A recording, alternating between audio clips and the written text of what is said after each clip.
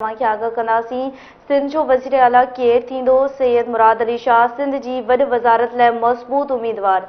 Sindh assembly जो इजलास अॼु थींदो। वॾे वज़ीर जी चूंड लाइ वोटिंग थींदी। क़ाइदे ऐवान लाइ नामज़दगी काग़ज़ जमा कराया विया। पीपुल्स पार्टी पारां मुराद अली शाह ऐं MQM अली खुर्शीदी खे उम्मीदवार नामज़द करे छॾियो। वज़ीर आला जी हलफ़बरदारी अॼु ई कई वेंदी। ख़बर वासा शेयर कई पिया। सिंध जो वज़ीर आला केरु थींदो? मुराद अली शाह सिंध जी वॾी वज़ारत लाइ मज़बूत उम्मीदवार आहे। सिंध असेंबली जो इजलास अॼु थींदो।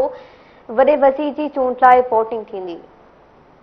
क़ाइदे ऐवान लाइ नामज़दगी काग़ज़ जमा कराया पिया आहिनि। अवांखे ख़बर ॾियूं पिया। सिंध जो वज़ीर आला केरु थींदो? मुराद अली शाह सिंध जी वॾी वज़ारत लाइ मज़बूत उम्मीदवार आहे। सिंध असेंबली जो इजलास अॼु थींदो।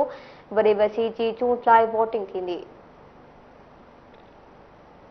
ख़बर मां शेयर करियो पिया। सिंध जो वज़ीर आला केरु थींदो? सैयद मुराद अली शाह सिंध जी वॾी वज़ारत लाइ मज़बूत उम्मीदवार। सिंध असेंबली जो इजलास अॼु थींदो। वॾे वज़ीर जी चूंड लाइ वोटिंग थींदी। क़ाइदे ऐवान लाइ नामज़दगी काग़ज़ जमा कराया विया। पीपुल्स पार्टी पारां मुराद अली शाह ऐं MQM अली खुर्शीदी खे उम्मीदवार नामज़द करे छॾियो। वज़ीर आला जी हलफ़बरदारी अॼु ई कई वेंदी।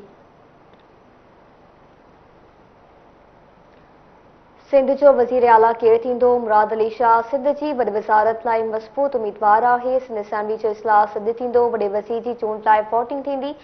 क़ाइदे ऐवान लाइ नामज़दगी काग़ज़ जमा कराया विया आहिनि।